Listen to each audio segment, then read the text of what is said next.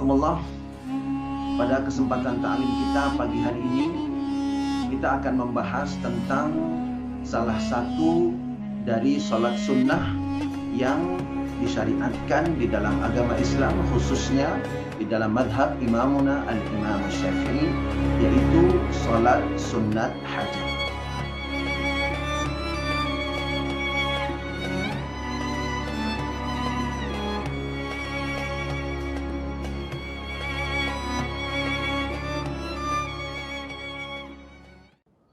Bismillahirrahmanirrahim.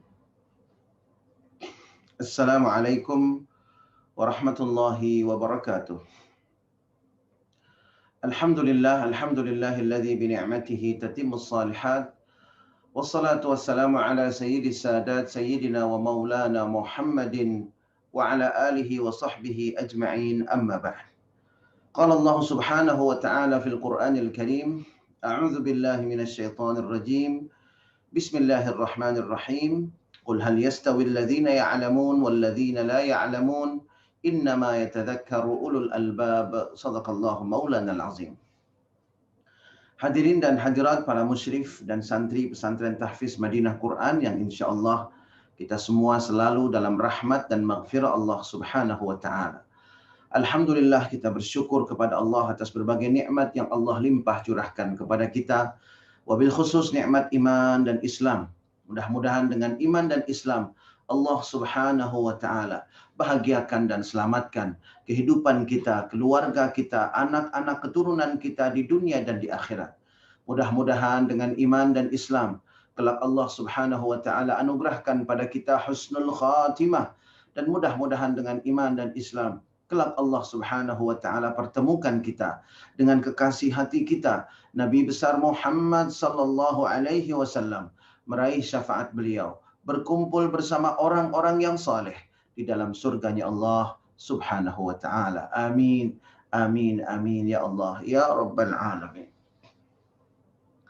Jamaah rahimakumullah, sebelum kita mulai ta'lim pada kesempatan pagi hari ini, mari sama-sama kita bacakan suratul Fatihah untuk sahabat-sahabat kita yang sedang dalam keadaan sakit atau sedang dalam masa pemulihan. Mudah-mudahan Allah Subhanahu wa taala sembuhkan penyakitnya, Allah Subhanahu wa taala pulihkan kesehatannya.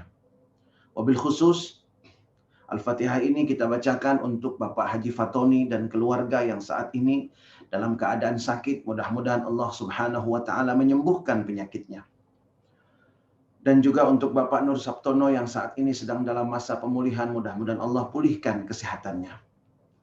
Dan sahabat-sahabat kita yang lain, mudah-mudahan Allah Subhanahu wa taala berikan kesembuhan. Ala hadhihi niyat wa likulli niyatin salihah wa ila hadratin Nabi Muhammadin sallallahu alaihi wasallam. Al-Fatihah. A'udzu billahi minasy syaithanir rajim. Bismillahirrahmanirrahim.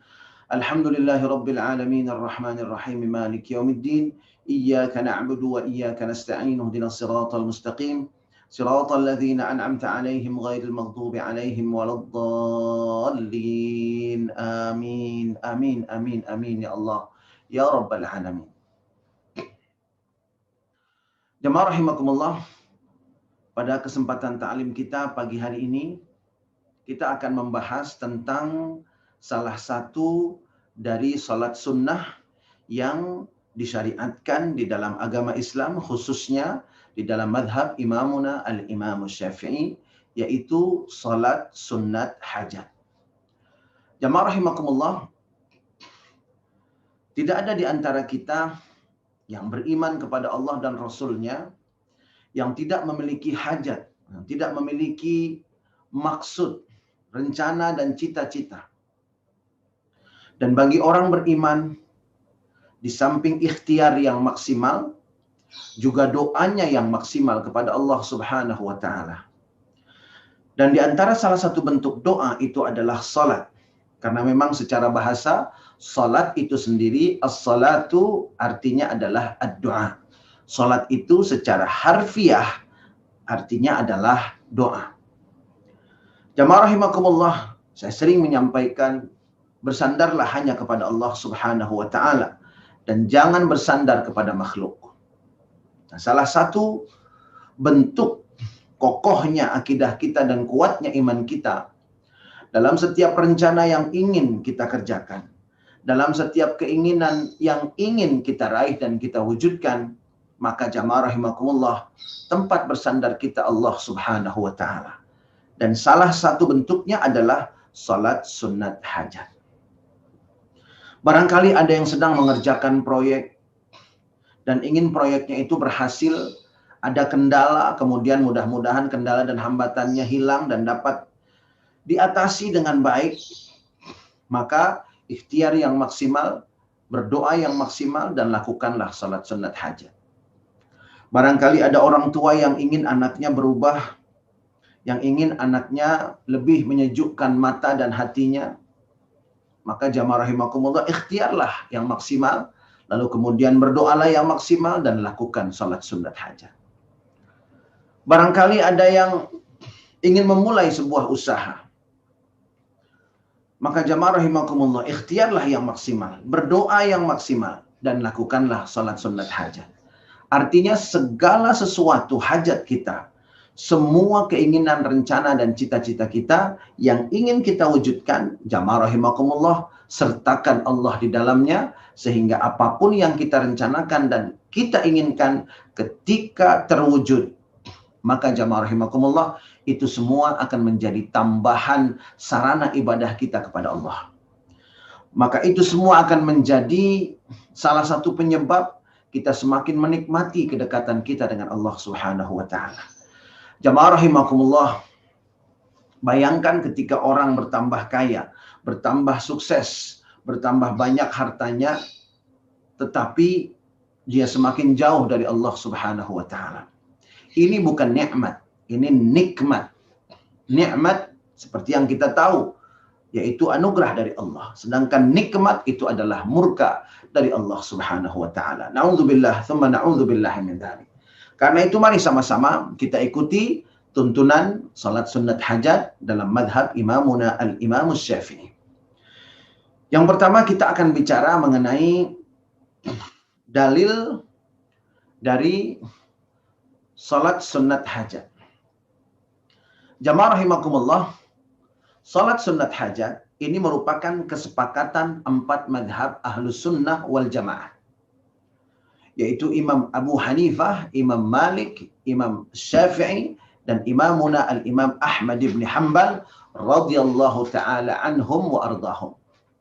Keempat imam madhab ahlus sunnah wal jamaah ini, mereka ijma', konsensus, dan sepakat bahwa salat hajat ini adalah salah satu dari salat yang disunnahkan. Artinya orang yang melaksanakannya akan mendapatkan pahala sunnah.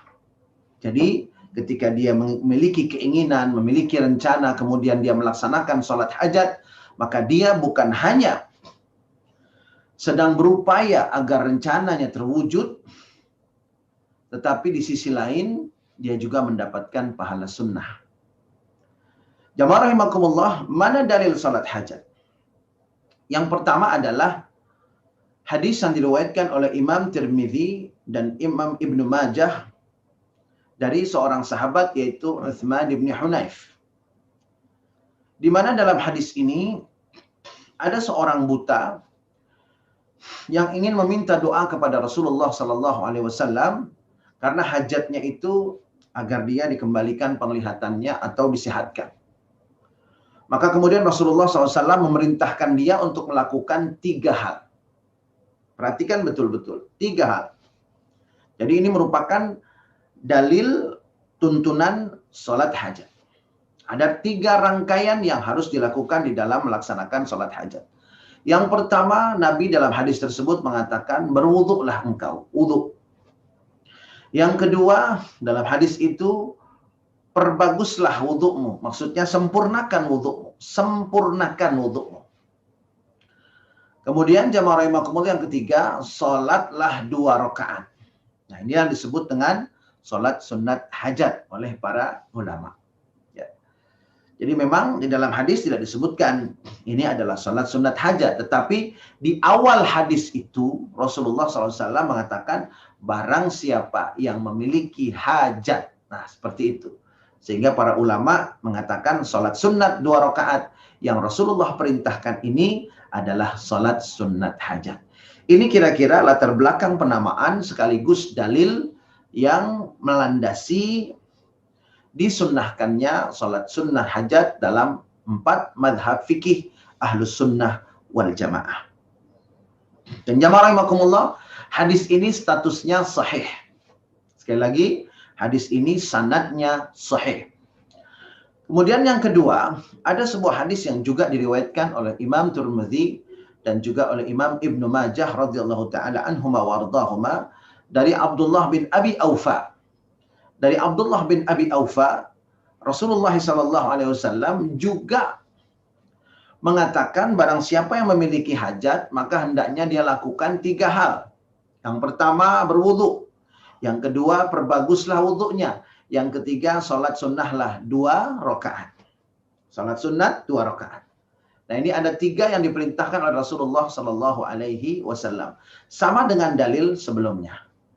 Nah, jamaah rahimakumullah, dalil yang kedua yang riwayatkan dari Abdullah bin Abi Aufa, ini saya sampaikan status sanadnya adalah dhaif. Bahkan sebagian mengatakan dhaif jiddan, sangat lemah. Mengapa saya sampaikan ini? Jamaah rahimakumullah, jangan lupa dalil pertama yang saya sampaikan itu adalah hadis dengan sanad yang sahih. Artinya pijakan atau landasan dari pelaksanaan sholat sunat hajat itu sudah sangat kuat. Karena dalilnya adalah hadis yang sahih, riwayat Imam Tirmidzi dan Ibnu Majah dari sahabat Utsman bin Hunayf. Sedangkan hadis kedua yang saya sampaikan, ini memang statusnya adalah hadis yang dhaif jiddan atau dhaif. Lemah atau bahkan lemah sekali. Diriwayatkan dari Abdullah bin Abi Aufa, terdapat di dalam Sunan Tirmizi dan juga Sunan Ibn Majah. Mengapa saya sampaikan ini? Jamaah rahimakumullah, untuk menghilangkan keraguan. Barangkali ada yang mengatakan nanti kepada bapak dan ibu saudara-saudari sekalian bahwa dalil sholat sunat hajat itu dhaif. Maka kita bisa katakan, memang betul ada dalil yang mengenai sholat sunat hajat, ada yang dhaif. Memang betul ada yang dhaif. Tapi jangan lupa, ada juga yang sahih. Yang kita pakai yang sahihnya, yaitu yang diriwayatkan oleh Utsman bin Hunayf. Nah, jamaah rahimakumullah, dengan demikian mudah-mudahan hilanglah keraguan mengenai pelaksanaan sholat sunat hajat. Karena memang ada yang berpendapat sholat sunat hajat ini tidak ada. Jadi kesimpulannya, memang betul ada hadis yang berbicara tentang sholat sunat hajat dengan status yang dhaif. Tetapi ada juga hadis yang berbicara tentang sholat sunat hajat dengan status sanad yang sahih. Nah, inilah yang kemudian dijadikan landasan oleh imam-imam madhab ahlus sunnah wal jamaah dalam mengatakan bahwa sholat hajat itu termasuk sholat yang disunnahkan. Alhamdulillah, kita sudah mendapatkan dalil yang kuat sehingga insya Allah kita akan yakin dalam melaksanakan sholat hajat dan mengharapkan pahala sunnah dari Allah Subhanahu wa Ta'ala, juga mengharapkan rencana dan cita-cita serta keinginan kita selama itu ada kemaslahatan bagi kita dunia dan akhirat, mudah-mudahan diwujudkan oleh Allah Subhanahu wa Ta'ala. Amin. Amin. Amin. Ya Rabbal Alamin. Lalu selanjutnya, bagaimana cara berniat? Jamaah rahimakumullah, pada dasarnya seperti yang telah kita pelajari mengenai perbedaan antara niat sholat fardu dan niat sholat sunnah, maka jamaah rahimakumullah, sebetulnya ketika kita niat sholat hajat, di dalam hati kita cukup sudah sholat hajat. Sudah cukup seperti itu. Sholat hajat. Itu sudah sah. Namun bagi yang ingin lengkap, maka bimbinglah niat di dalam hati itu dengan melafalkan. Dan hukum melafalkan niat ini lagi-lagi adalah sunnah. Dan sunnah ini bukan sesuatu yang mudah ditinggalkan. Sunnah ini penyempurna dari yang wajib. Jamaah rahimakumullah, bagaimana niat sholat sunat hajat? Di sini ditampilkan niatnya adalah usalli sunnatal hajati rak'ataini adaan lillahi ta'ala. Sekali lagi, usalli sunnatal hajati rak'ataini adaan lillahi ta'ala. Satu kali lagi, usalli sunnatal hajati raka'ataini adaan lillahi ta'ala. Kalau kita perhatikan redaksional dari niat sholat hajat ini ternyata sangat mudah. Karena usolli kita sudah familiar. Raka'ataini kita sudah familiar. Adaan lillahi ta'ala kita juga sudah familiar. Jadi tinggal menambahkan sholat sunnatal hajati.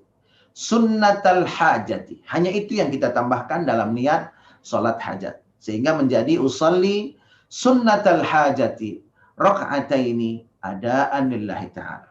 Saya niat sholat sunnah hajat 2 rakaat adaan yang saya lakukan pada waktunya lillahi ta'ala. Hanya karena mengharapkan ridha Allah subhanahu wa ta'ala. Jamaah rahimakumullah, inilah niat sholat sunnat hajat. Lalu berikutnya, setelah niat, bagaimana cara sholatnya? Berapa rakaat, apa yang dibaca, lalu seperti apa setelah dan juga pada saat melaksanakan sholat hajatnya. Jamaah rahimakumullah, dalam slide ini, yang pertama adalah bahwa sholat sunat hajat dilakukan 2 rakaat. Dan kemudian boleh juga dilakukan sampai dengan 12 rakaat. Nah, ini memang terdapat di dalam kitab Nihayatuz Zain yang ditulis oleh Imamuna Al-Imam Nawawi Al-Jawi Al-Bantani. Imam Nawawi yang berasal dari Banten, Jawa Barat. Beliau termasuk salah satu mufti di Makkah Al-Mukarramah. Masya Allah, Alhamdulillah. Beliau mengatakan dalam kitab Nihayatuz Zain bahwa boleh sampai 12 rakaat. Namun sesungguhnya pelaksanaan salat sunat hajat itu boleh dilakukan 2 rakaat saja. Bagi yang ingin menambah silakan. Boleh 4, boleh 6, boleh 8, 10, dan 12. Nah, ini yang pertama. Jumlah rakaatnya adalah 2 sampai 12 rakaat. Lalu kemudian jamaah rahimakumullah, bagi yang melaksanakan sholat sunat hajat 2 rakaat, maka yang dibaca pada rakaat yang pertama ini adalah surat-surat pendek.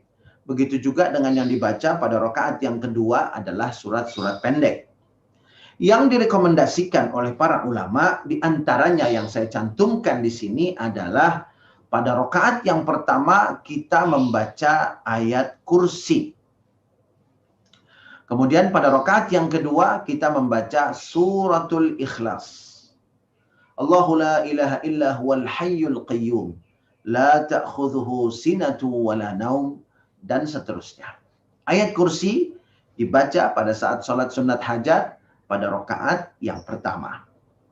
Lalu pada rakaat yang kedua suratul Ikhlas. Qul huwallahu ahad. Allahus samad. Sampai dengan akhir surah tersebut. Nah, ini yang dibaca. Apakah boleh kita membaca surah yang lain? Boleh.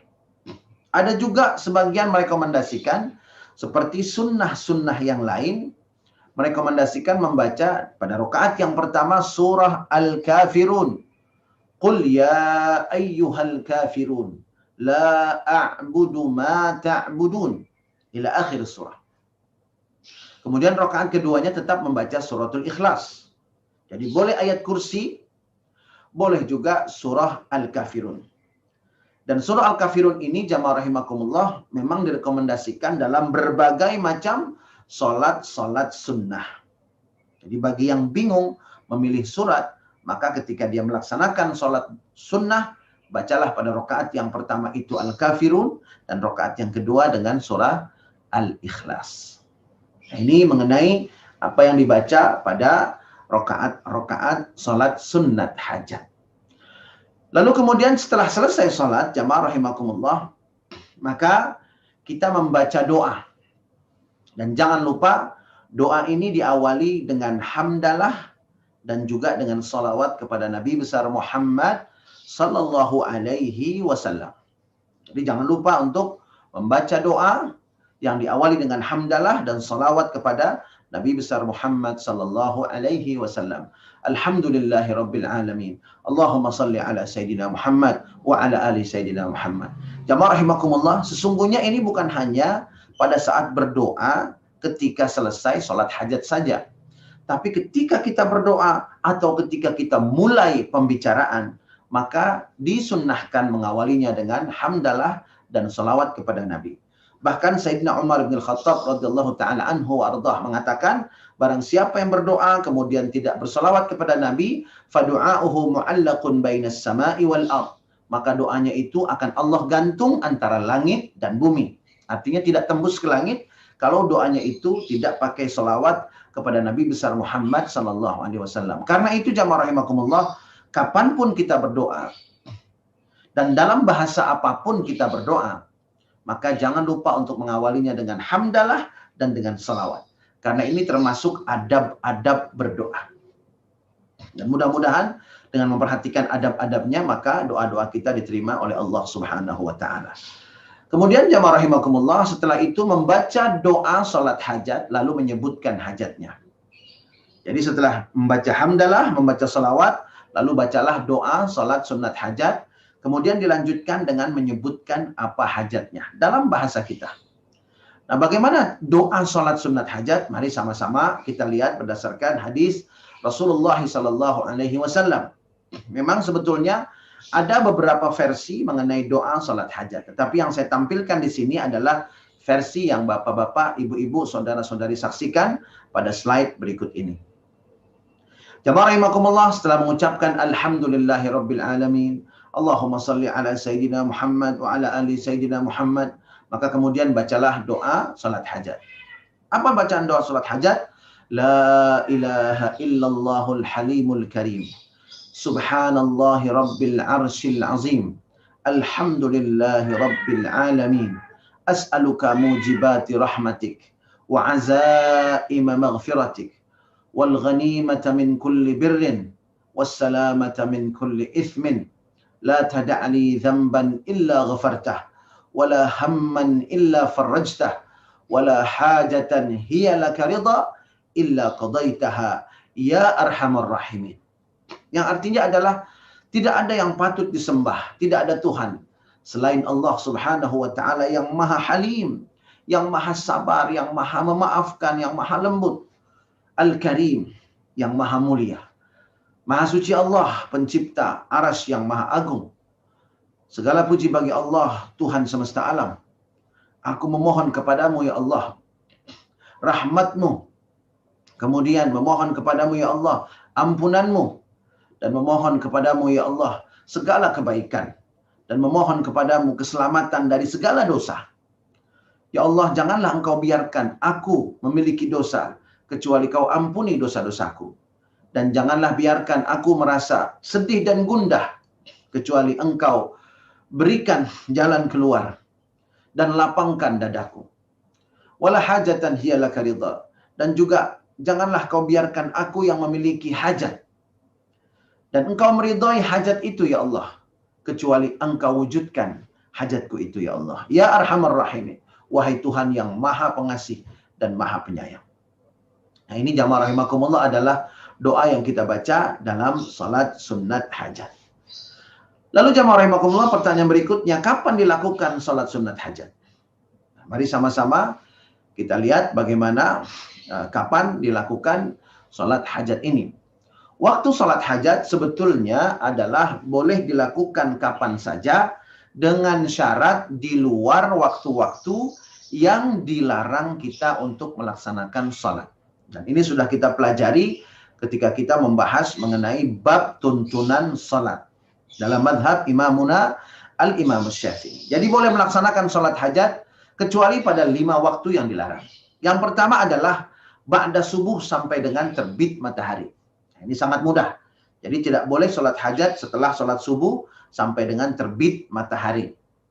Kemudian yang kedua, terbit matahari sampai dengan matahari meninggi 1 tombak. Jadi tidak boleh dari terbit sampai matahari itu naik 1 tombak, meninggi 1 tombak. Buya bagaimana cara mengetahuinya? Mudah sekali jamaah rahimakumullah. Maksudnya meninggi 1 tombak itu adalah masuknya awal waktu duha. Dan kita sudah tahu cara menghitungnya secara praktis, yaitu cari tahu kapan waktu terbit matahari. Dan ini sangat mudah, bisa ditemukan di internet. Kemudian tambahkan 15 menit setelah itu.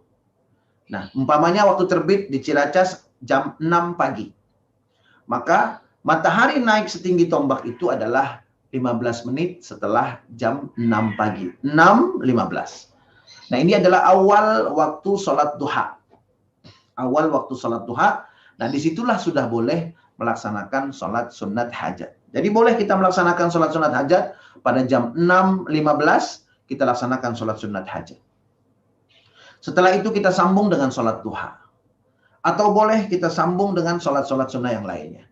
Atau sholat sunnah duha dulu, baru setelah itu sholat sunat hajat. Boleh. Fleksibel, jamaah rahimakumullah. Nah, jamaah rahimakumullah, dari mulai terbit matahari sampai dengan naik sepenggalahan itu dilarang sholat.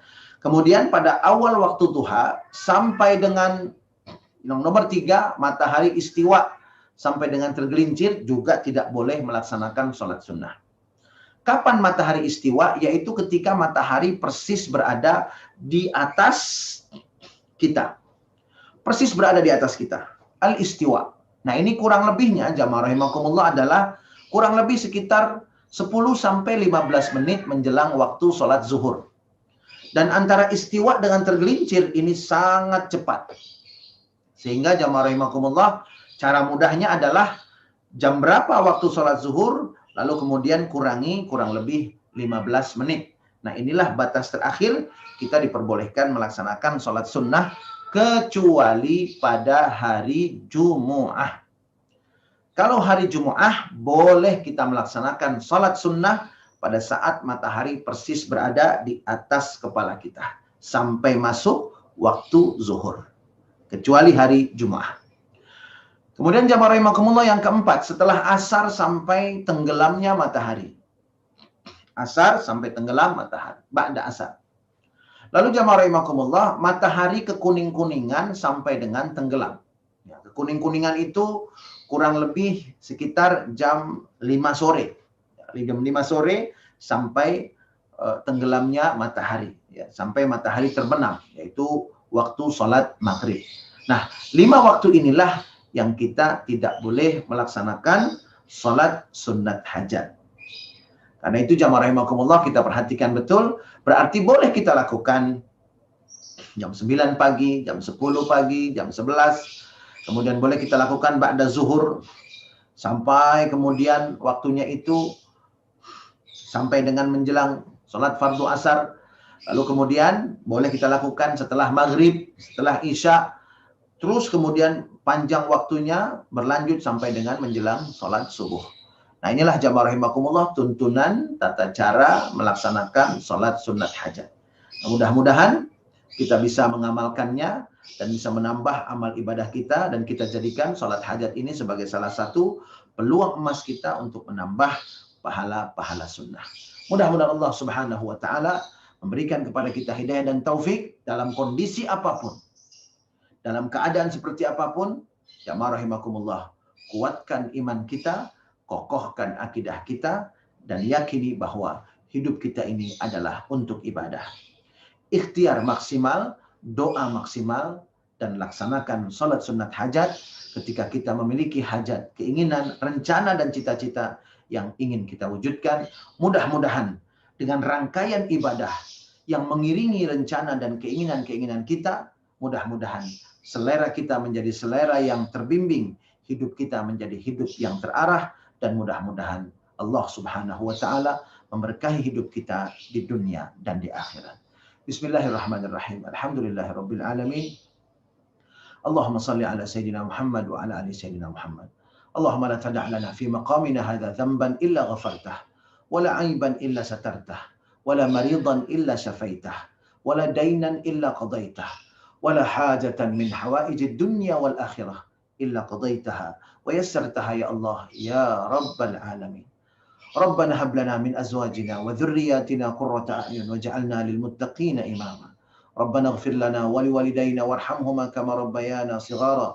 ربنا آتنا في الدنيا حسنة وفي الآخرة حسنة وقنا عذاب النار. وصلى الله على سيدنا ومولانا محمد وعلى آله وصحبه وسلم. Walhamdulillahi rabbil alamin. Kita tutup dengan doa kafaratul majlis. Subhanakallahumma wa bihamdika Asyhadu an la ilaha illa anta astaghfiruka wa atubu ilaik. Billahi taufiq wal hidayah. Assalamualaikum warahmatullahi wabarakatuh.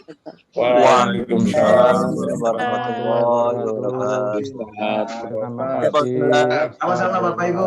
Terima kasih, Pak.